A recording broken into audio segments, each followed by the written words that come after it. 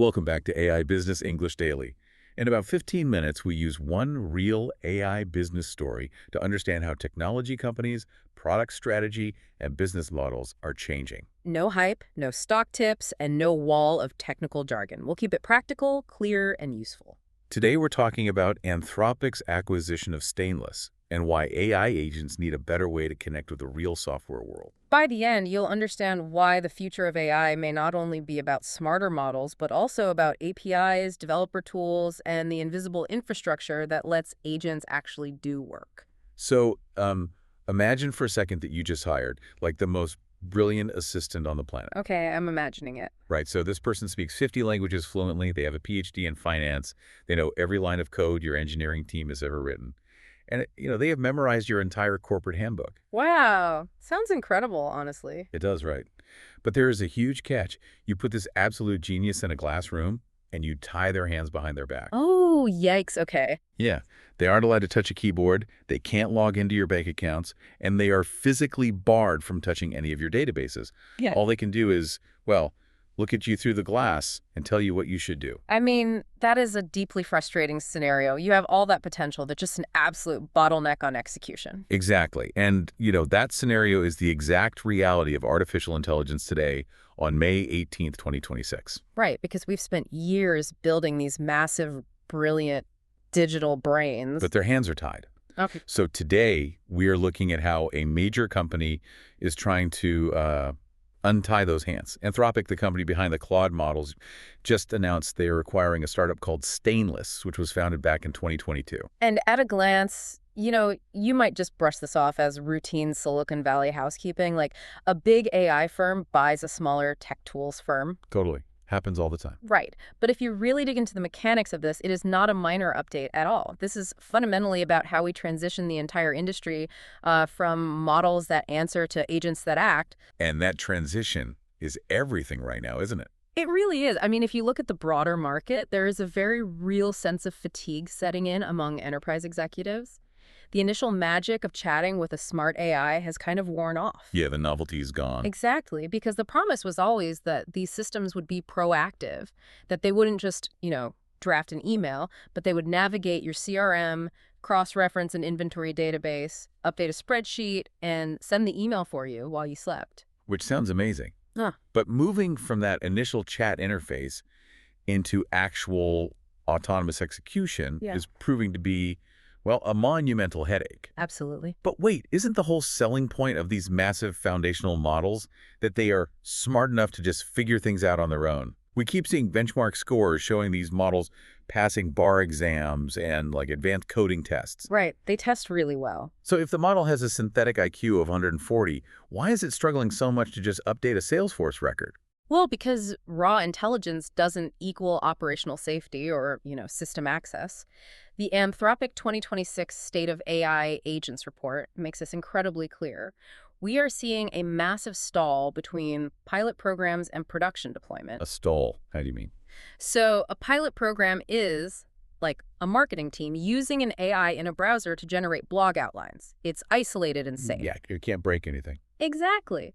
But production deployment, that's an AI agent independently reading a customer complaint, querying a proprietary billing database, verifying a refund policy, and executing a financial transaction. Oh, wow. Yeah, the stakes are way higher there. Way higher. Yeah. To do that securely requires deep workflow refactoring, stringent quality control, and entirely new layers of governance.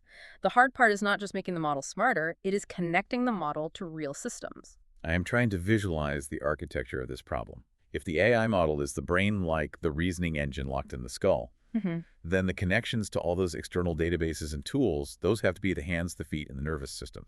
Yes, that is precisely the right way to look at it. Because a brilliant brain floating in a jar can pass a trivia test, sure, but it can't order groceries or sign a contract. Right. We have optimized the brain, but we have completely neglected the nervous system.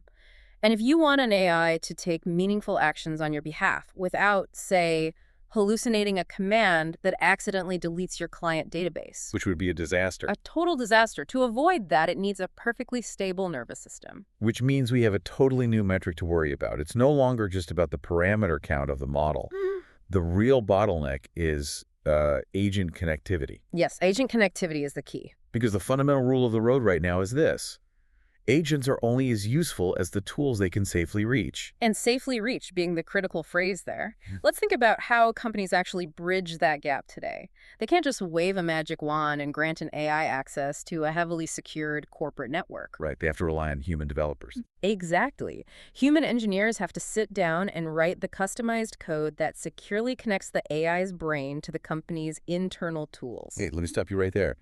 If every single tool from Salesforce to a proprietary HR database to a local inventory system requires its own custom-built bridge to be safe, how is anyone supposed to build that at scale? Well, it's incredibly difficult. I mean, we're talking about thousands of software products. Yeah. Doesn't that manual integration cost a fortune in engineering hours? It costs an absolute fortune, and it is incredibly error-prone. And that logical wall you just hit, that is exactly why Stainless exists, and it's why Anthropic just bought them.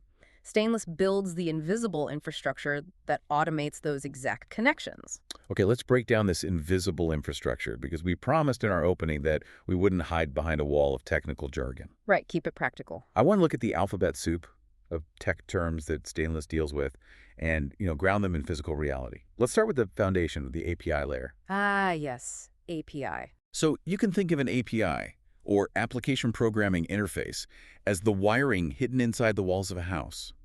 It is the agreed-upon communication method that allows electricity to flow from the grid into your living room. That's a great way to put it. So in software, if an AI agent wants to check a billing status, it has to send a signal through the software's API. Exactly. But here's the business reality of that wiring. In many companies, those APIs are incredibly messy. Messy how? Well, they were built by different teams over 10 years, the documentation is outdated, and the parameters change without warning. If you force an AI model to interact directly with a raw, messy API, it is like asking someone to blindly reach into a dark wall and twist live wires together. Oh, wow. Yeah, eventually they're going to cause a short circuit. Right. The AI gets confused, formats a request incorrectly, and the whole operation crashes. Okay, so we need something between the AI and the raw wiring to make it safe. Which brings us to the plug. If the API is the complicated, dangerous wiring inside the wall, the SDK, the software development kit, is the standardized, ready-to-use plug that you hold in your hand. Yes. It fits perfectly into the wall socket every single time. It protects you from the live wires. That is exactly what an SDK does. It wraps all that messy API logic into clean, safe, easy-to-use commands for a specific programming language. So it saves a ton of time. Oh, Okay. massive amounts. Instead of a developer spending 3 weeks figuring out the authentication protocols and error handling for an API, they just install the SDK and use a simple command. A good SDK reduces friction, saving developers millions of dollars in lost time. That makes sense. But here's the catch. Manually building and maintaining world-class SDKs for Python, Node, Java, and Go, well, that requires massive teams of engineers. And I'm guessing Stainless automates that labor. Yes, that is their core value proposition. They take the messy API specifications and they automatically generate flawless, high-quality SDKs. They build the tools that build the tools. That makes perfect sense for the SDK. But the tech price coverage of this acquisition also highlighted two other components Stainless helps generate. The first is a CLI, or command line interface. Right. Now, if we already have the SDK plug, why do we need a CLI? That's just the black terminal screen with green text that developers type into, right? Why is that relevant to AI? Because developers need a control panel. Before you deploy an AI agent to thousands of users, the developer needs a fast, lightweight way to test the infrastructure, deploy updates, and debug errors. Oh, so they do that directly from their terminal. Exactly, without clicking through clunky graphical menus. Generating a reliable CLI automatically alongside the SDK means the developers managing the AI have total immediate control over the environment. Okay, so we have the wiring, the plug, and the control panel. Let's hit the last big acronym, which has been making a ton of headlines recently. The MCP server, the Model Context Protocol server. Yes, this one is huge. I look at this like a universal travel adapter. You know when you fly internationally and your standard plug suddenly doesn't fit the wall socket in your hotel room? You need an adapter layer to translate the shape of the plug. That is exactly the role of an MCP server. It is a standardized adapter layer. You might have your corporate data stored in a highly secure local database that isn't connected to the open internet. Right, you don't want to just expose that raw database to an external AI model. Never. So an MCP server sits safely inside your network, reads your local data, and translates it into a standard format that the AI model can safely understand and act upon without ever compromising your security perimeter. So Stainless automates the creation of all these things. They build the ultimate toolkit for tool integration, which is essentially the last mile infrastructure of the AI world. Last mile infrastructure is the perfect term for it. Right, because just like in logistics, where delivering a package from the local warehouse to a customer's specific front door is the most expensive and complex part of the journey, getting an AI to flawlessly interact with a messy, real-world database is the hardest part of deployment. Stainless paves that last mile. And they do it incredibly well. It is actually worth noting that TechCrunch reported Stainless is already widely used by some of the biggest players in the industry, like OpenAI, Google, and Cloudflare. Wow, really? Yeah, and Stainless has actually been supporting Anthropic's official SDKs since the very early days of the Claude API. They know each other's architecture intimately. Wait, if Anthropic was already partnering with Stainless, and Stainless was already doing a great job building their SDKs, why buy them? That's the big question. Yeah, I mean, why spend the capital to bring them in-house? If I'm an executive at Anthropic, why not just let Stainless remain an independent vendor and keep paying them a subscription fee? It feels like there is a deeper strategic motive here. There is a massive strategic motive, and it points to a fundamental shift in how AI companies view their competitive moat. The battleground is no longer just about who has the highest IQ model on a leaderboard. Because everyone is catching up to each other. Exactly. If Claude, GPT, and Gemini are all incredibly smart, the foundational models start to look a little bit like commodities. The real competition is expanding beyond the model into the broader platform ecosystem. Oh, I see. Yeah, Anthropic isn't just trying to sell a brain anymore. They are trying to make the Claude platform the absolute easiest place on earth to build software. Because developers are the kingmakers now. The average consumer using a chatbot never sees an SDK or an API, but developers live and breathe them every single day. Exactly. If your AI platform has a messy, frustrating integration process, if the plug doesn't quite fit, the socket developers will just abandon your platform and build on your competitor's system instead. Precisely. If Anthropic owns Stainless, they can deeply embed that automatic tool generation directly into their core platform. Whenever they release a new feature for Claude, perfectly structured SDKs for every programming language can be generated and distributed in milliseconds. Wow. It guarantees that building on Claude is always a frictionless experience. Yes. Which means developer experience is no longer just a nice-to-have feature. Developer experience can become a competitive advantage. That is a huge paradigm shift. We're moving from a world where the best algorithm wins to a world where the best infrastructure wins. So let's bring this down to earth for the people listening right now. Okay, let's do it. What does this invisible infrastructure battle actually mean for the real world? Let's start at the enterprise level.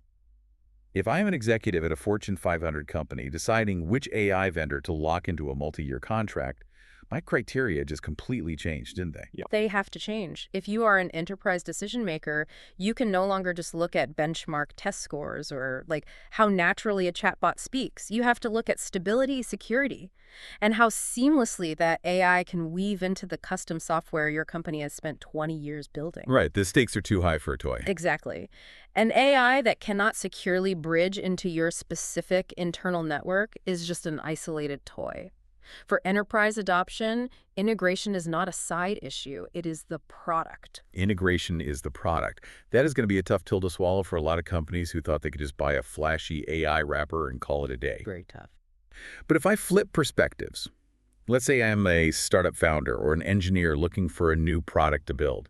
I hear this and I immediately think about the middle layer. If the big foundational models cost billions of dollars to train, and the thin consumer apps built on top of them are easily copied, the real gold rush has to be in the middle, right? Building the picks and shovels. Absolutely. The middle layer is wide open. There is an insatiable enterprise demand for tools that facilitate safe, reliable workflow integration. Give me a tangible example of that. What does a middle layer workflow integration startup actually build? So imagine a startup that builds a secure routing agent for legal contracts. The AI needs to read an incoming email, extract the contract terms, check those terms against a private compliance database, route a summary to a human manager in Slack for approval, and then execute a signature via the DocuSign API. That is a lot of moving parts. It is. That entire chain requires rock-solid, unbreakable connections between 5 different software platforms. Startups that can build the infrastructure to guarantee an AI won't break or hallucinate during that complex sequence, well, they are going to capture massive value. And finally, let's look at the desk level. What does this mean for the everyday worker sitting in front of a laptop? We hear so much generalized anxiety about AI replacing jobs, but the reality of this infrastructure push is much more granular. Granular how? Well, right now, most people use AI as a glorified drafting tool. You type a prompt asking to write a template for a sales email, you copy the text, you paste it in your email client, you find the client's email address, and you hit send. The human is still doing all the manual labor of moving the information around. Right, because the AI doesn't have the hands to do it for you. Exactly. But if Stainless and Anthropic succeed in building this robust, flawless network of SDKs and MCP servers, the AI finally gets its hands. It's the difference between asking an AI to write a template versus asking an AI to look at the last 5 emails I sent to this specific client, draft a follow-up addressing their concerns about pricing, check my calendar for availability next Tuesday, and queue the drafted email in my outbox. And doing that safely, without the AI making up a fake meeting time or hallucinating a discount you never offered, requires the precise, error-free APIs and SDKs we've been discussing. The invisible infrastructure is what makes trust possible. Okay, we have covered a massive amount of ground today, from the brain and hands analogy to the deep mechanics of enterprise software. Let's distill this down. What are the 3 core takeaways you need to remember from this deep dive? Number 1. The nature of AI competition is fundamentally changing. The battle is moving away from simply building the smartest standalone models and toward creating a sticky, robust platform ecosystem where developers can build effortlessly. Number 2, the invisible layer of developer tools, things like SDKs, CLIs, and MCP servers, is the crucial last-mile infrastructure. These are the exact components that allow us to evolve from passive chatbots that answer questions into true agents that take action in the real world. And number 3, the companies that ultimately win the enterprise AI race won't necessarily just have the models with the highest synthetic IQ. They will have the models that developers find the absolute easiest to securely and reliably plug into existing business systems. It all comes down to execution and infrastructure. Yeah. But before we wrap up today, I want to leave you with one final, slightly provocative thought to mull over. We've spent this entire deep dive talking about the technical challenge of giving AI the hands and feet to act in our digital systems. Right. We're aggressively building the nervous system so these agents can move around, edit databases, and send messages on our behalf. But if we succeed, if agents are suddenly fully capable of taking hundreds of autonomous actions a minute across our banking portals, our CRMs, and our communication channels, the next great challenge won't be about enabling them to do work. What will it be? It will be figuring out how we monitor, audit, and truly trust the actions they take while we aren't looking. That is the multi-billion-dollar question. Once we successfully untie their hands, how do we guarantee they only touch what they're supposed to? That's today's AI Business English Daily. Yeah. One simple takeaway.